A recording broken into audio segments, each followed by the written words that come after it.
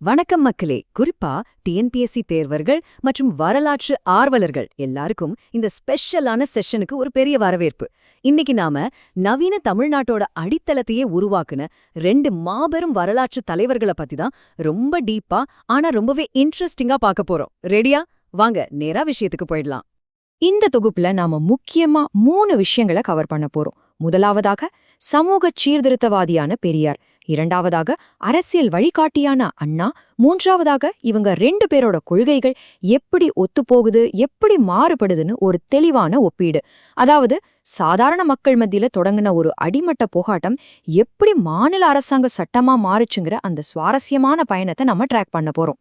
முதலாவதாக தந்தை பெரியார் ஈவே ராமசாமி அப்படின்னு அழைக்கப்பட்ட அவரு நம்ம சமூகத்தோடு ரொம்ப பழமையான பிற்போக்கான கட்டமைப்புகளை அப்படியே ஆணிவேர்லேருந்து உடைச்ச ஒரு தீவிரமான சமூகச் சிற்பி. வெளியில இருந்துட்டே எப்படி இவ்ளோ பெரிய பகுத்தறிவு புரட்சி அவர் பண்ணாருன்னு இப்ப பார்க்கலாம். அவரோட ஆரம்பகால போராட்டங்கள் சும்மா சாதாரணமானது கிடையாதுங்க, ரொம்ப வீரியமானது. 1924ல கேரளாவுல இருக்கிற வைக்கம் பகுதியில ஒடுக்கப்பட்ட மக்கள் கோவில் தெருக்கள்ல நடக்கிறதுக்காக போராடி ஒரு மிகப்பெரிய வெற்றியை பதிவு பண்ணாரு. அதனாலதான் அவருக்கு வைக்கம் வீரர்னு பேர் வந்துச்சு. அதுக்கு அடுத்த வருஷமே 1925ல சீரன்மாதேவி குருகுலத்துல நடந்த சாப்பாட்டு பந்தி பாகுபாட்டை கடுமையா எதிர்த்தாரு. அதே வருஷம் காங்கிரஸ்ல இருந்து வெளியே வந்து தன்னோட மாபெரும் சுயமரியாதை இயக்கத்தை ஆரம்பிச்சாரு. அப்புறம் கொஞ்சம் வருஷம் கழிச்சு 1944ல நீதி கட்சியையும் தன்னோட சுயமரியாதை இயக்கத்தையும் ஒன்னா சேர்த்து திராவிடர் கழகமா அதை கட்டமைத்தார். ஸ்பீடா போகுதில்ல, ஆனா இது எல்லாமே எக்ஸாமுக்கு ரொம்ப முக்கியம். அவர் முன்னெடுத்த சீர்திருத்தங்கள் எல்லாமே ரொம்ப தீவிரமானது. பிறப்பால வர சாதி, தீண்டாமை, வர்ணாசிரம தர்மம் இது எல்லாத்தையும் அவர் கம்ப்ளீட்டா எதிர்த்தாரு. உங்க பேருக்கு பின்னால சாதி பட்டம் இருக்கக்கூடாதுன்னு மக்கள் கிட்ட சொன்னாரு. பெண்களோட சொத்துரிமை, தேவதாசி முறை ஒழிப்பு, குழந்தை திருமணத்துக்கு எதிரான போராட்டம்னு அவர் தொடாத ஏரியாவே கிடையாது. இதுல இன்னொரு ரொம்ப சுவாரஸ்யமான விஷயம் என்னன்னா தமிழ் எழுத்துச் சீர்திருத்தம். ஆமாங்க, இன்னைக்கு நாம தினசரி ரொம்ப ஈஸியா எழுதுற படிக்கிற நா, நை, ரா மாதிரியான தமிழ் எழுத்துக்களை அப்பவே எளிமைப்படுத்தினது அவர்தான். இந்த சீர்திருத்தங்களை தான் பின்னாடி 1978ல எம்ஜிஆர் அரசாங்கம் அபிஷியலா நடைமுறைப்படுத்துச்சு. அவரோட இந்த சீர்திருத்த கோஷம் திருமண முறைகள்லயும் பெரிய தாக்கத்தை ஏற்படுத்துச்சு. வழக்கமா நடக்கிற மரபு வழி திருமணங்களுக்கும் பெரியார் புதுசா அறிமுகப்படுத்தின சுயமரியாதை திருமணங்களுக்கும் ஒரு பெரிய வித்தியாசம் இருந்துச்சு. பிராமண புரோகிதர்கள், எந்த அர்த்தமும் புரியாத பழைய சடங்குகள் இதையெல்லாம் முற்றிலுமா தூக்கி எறிஞ்சிட்டு ஆணும் பெண்ணும் சமம் அப்படிங்கிற அந்த ஒற்றை வார்த்தையை மட்டும்தான் அவர் தைரியமா முன்னெடுத்தாரு. இப்ப சொல்ல போற இந்த பாயிண்ட டிஎன்பிஎஸ்சி தேர்வர்கள் கொஞ்சம் எக்ஸ்ட்ரா கவனத்தோட கேட்டுக்கோங்க. பெண்களோட விடுதலைக்காகவும் கைப்பெண் மறுமணத்துக்காகவும் அவர் கொஞ்ச நஞ்ச போராட்டம் பண்ணல. அந்த அயராத உழைப்ப பாராட்டி 1938ல சென்னையில நடந்த பெண்கள் மாநாட்டில தான் அவருக்கு பெரியார் அப்படிங்கிற அந்த மாபெரும் பட்டம் அதிகாரப்பூர்வமா வழங்கப்பட்டுச்சு. தன்னோட சீர்திருத்த கருத்துக்களை மக்கள்கிட்ட கொண்டு போய் சேர்க்க ஊடகங்களை அவர் ஒரு பவர்ஃபுல் ஆயுதமா யூஸ் பண்ணாரு.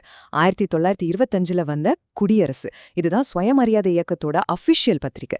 அப்புறம் 1928ல ஆங்கிலத்துல ரிவோல்ட், 1933ல புரட்சி, 1934ல பகுத்தறிவு, கடைசியா 1935ல விடுதலை நாளிதழ். இந்த வருஷங்களையும் பெயர்களையும் கண்டிப்பா மனப்பாடம் பண்ணிக்கோங்க. தமிழ்லயும் சரி ஆங்கிலத்திலயும் சரி அவர் பண்ண இந்த மாபெரும் இதழியல் பணி மக்கள் மத்தியில பெரிய விழிப்புணர்வை ஏற்படுத்துச்சு. அவரோட இந்த அசாத்தியமான உழைப்புக்கெல்லாம் ஒரு உலகளாவிய அங்கீகாரம் கிடைச்சது. அதுதான் 1970ல யுனெஸ்கோ கொடுத்த விருது. அந்த விருதுல அவரை பத்தி என்ன சொல்லியிருந்தாங்க தெரியுமா? புதிய தமிழகத்தின் தந்தை, தென்கிழக்கு ஆசியாவின் சாக்ரட்டீஸ் மற்றும் சமூக சீர்திருத்த இயக்கத்தின் முன்னோடி. ரொம்ப பெரிய கௌரவம் இல்லையா? இந்த ஒரு மாபெரும் அங்கீகாரத்தோட தந்தை பெரியாருங்கிற அந்த சமூக போராளிய பத்தின பகுதியை முடிச்சிட்டு நாம நேரா அரசியல் களத்துக்கு போயிடலாம். இப்ப நாம பார்க்க போறது அறிஞர் அண்ணா, திராவிட இயக்கத்தோட தூண், மாபெரும் அரசியல் வழிகாட்டி. காஞ்சிபுரம் நடராஜன் அண்ணாதுரை பெரியாரோட முதன்மை தளபதியாயிருந்து வீதிகள்ல நடந்த ஒரு இயக்கத்தை அப்படியே மாநில சட்டமன்றத்துக்குள்ள எப்படி சக்சஸ்ஃபுல்லா கொண்டு போனாருன்னு இப்ப நாம பார்க்க போறோம். ஏழையின் சிரிப்பில் இறைவனை காண்போம். இந்த ஒரு வாக்கியம் போதும் அண்ணாவை பத்தி புரிஞ்சுக்க. பெரியார் ரொம்ப கடுமையான கடவுள் மறுப்பு கொள்கையில இருந்தாரு. ஆனா அண்ணாவோட தத்துவம் அதிலிருந்து கொஞ்சமா வேறுபட்டு எளிய மக்களோட நலனையும் ஒரு ஆன்மீக சமூக சமத்துவத்தையும் நோக்கி நகர்ந்துச்சுங்கிறத இந்த வார்த்தைகள் ரொம்ப அழகா நமக்கு உணர்த்துது. இந்த மாதிரியான சில கருத்தியல் வேறுபாடுகள் தான் வரலாற்றுல ஒரு முக்கியமான அரசியல் பிளவுக்கு காரணமாச்சு. பெரியார் மணியம்மையாரை திருமணம் செஞ்சுக்கிட்டப்போ ஏற்பட்ட முரண்பாடு காரணமா செப்டம்பர் 17, 1949 அன்னைக்கு திராவிட முன்னேற்றக் கழகம், அதாவது திமுக, அண்ணாவால தொடங்கப்பட்டுச்சு. அப்போ நடந்த இந்த பிரிவினை தான் பின்னாடி 1967ல ஒரு மாபெரும் தேர்தல் வெற்றியா மாறி தமிழ்நாட்டுல முதல் முறையா ஒரு காங்கிரஸ் அல்லாத திராவிட ஆட்சி அமைறதுக்கு அடித்தளமா அமைஞ்சது. அண்ணா முதலமைச்சரா இருந்தது என்னவோ 1967ல இருந்து 1969 வரைக்கும்ங்கிற ஒரு ரொம்ப குறுகிய காலகட்டம் தான். ஆனா அந்த சின்ன கேப்புக்குள்ள அவர் பண்ண சட்டங்களோட லிஸ்ட் ரொம்ப பெருசு. பெரியார் விதைத்த சுயமரியாதை திருமணங்களுக்கு 1967லயே சட்டப்பூர்வ அங்கீகாரம் கொடுத்தாரு. மத்திய அரசோட இந்தி திணிப்பை தடுக்க தமிழ், ஆங்கிலம்னு 2 மொழிகள் மட்டும்தான் அப்படின்னு இருமொழி கொள்கையே சட்டமாக்கினாரு. ஏழைகளுக்காக ₹1க்கு ஒரு படி அரிசி திட்டத்தை கொண்டு வந்தாரு. எல்லாவற்றுக்கும் மேல ஒரு சென்டிமெண்டலான விஷயம், 1969ல இன்னைக்கு நாம ரொம்ப பெருமையா வாழ்ற அந்த நிலத்துக்கு சென்னை மாகாணம்ங்கிற பேரை மாத்தி தமிழ்நாடு அப்படின்னு அதிகாரப்பூர்வமா பேர் சூட்டினது அவர்தான். அண்ணாவோட பவர் வெறும் அரசியலோட நின்னுடல. திராவிட நாடு, காஞ்சி, நம் நாடு மாதிரியான பத்திரிகைகளா இருக்கட்டும், அல்லது கடமை, கண்ணியம், கட்டுப்பாடு, மாற்றான் தோட்டத்து மல்லிகைக்கும் மனமுண்டு மாதிரியான அவரோட ஃபேமஸான அடுக்குமொழி வசனங்களா இருக்கட்டும், எல்லாமே மக்கள் மனசுல ஆழமா பதிஞ்சது. வேலைக்காரி, ஓரிரவு மாதிரியான நாடகங்கள், திரைப்படங்கள் வழியா சமூக சீர்திருத்த கருத்துக்களை ரொம்ப ஈஸியா பாமர மக்கள் கிட்ட அவர் கொண்டு போய் சேர்த்த விதம் உண்மையிலேயே அபாரம். சரி, இப்போ நாம நிகழ்ச்சியோட கிளைமேக்ஸுக்கு வந்துட்டோம். கொள்கை ஒப்பீடு மற்றும் அதோட தாக்கம். குறிப்பா டிஎன்பிஎஸ்சி மெயின்ஸ் எக்ஸாம் எழுதுறவங்களுக்கு இது ரொம்ப ரொம்ப யூஸ்ஃபுல்லா இருக்க போகுது.